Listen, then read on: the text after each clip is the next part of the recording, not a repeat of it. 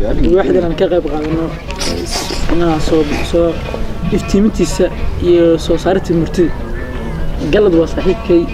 واحد وأبوان كني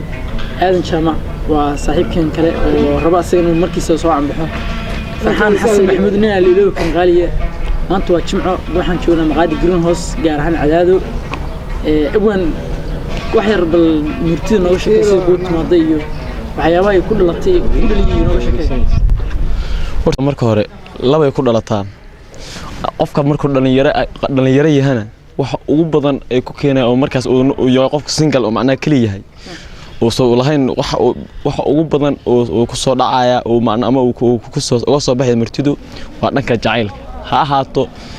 saaxiibkiis mid uu ku arko ha ahaato mid uu asagu nafsadiisa ku arko ha ahaato mid ay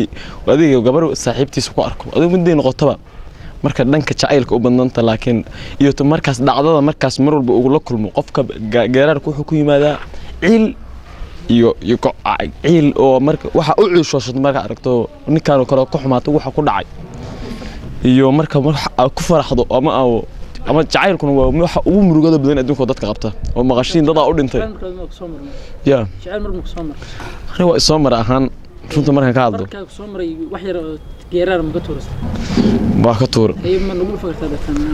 maadaama nan dhalinyaro oo laga yaabo in rag jacayl ku dhacay uu joogo meesha oo kale ay galab laga yaabo inuu kusoo jiro annagana ku jirno saxafiga warasaan macnaha ku soo boos jiro gaar naga sii marka horta ma geerarka markaad tirinayso ama wax tirinayso magac ina meesha horta soo qaato lagu qasbay marka hadda magac haddaan iska soo qaato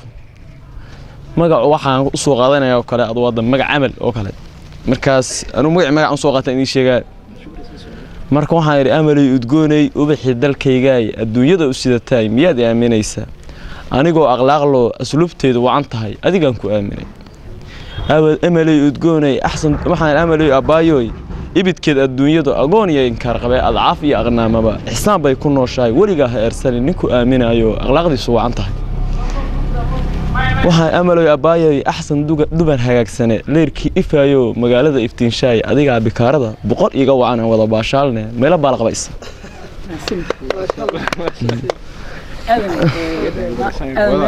waxaan joognaa green house waxaan qaadanaynaa saaxiibkeena la qaadanaynaa abwaxid abwaankan qaaliga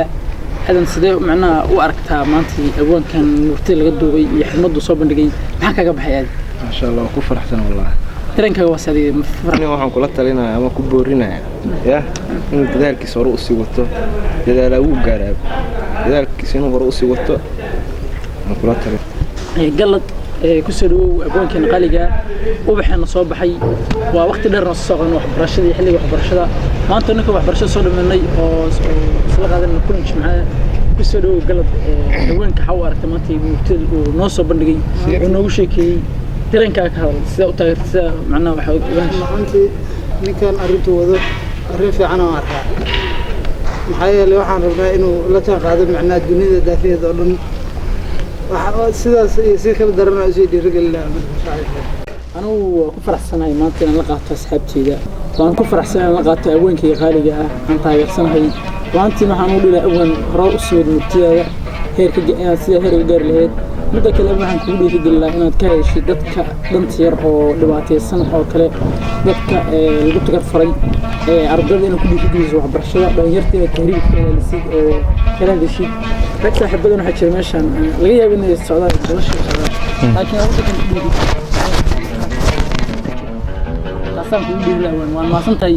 xigmadda soo bandhigtay maanta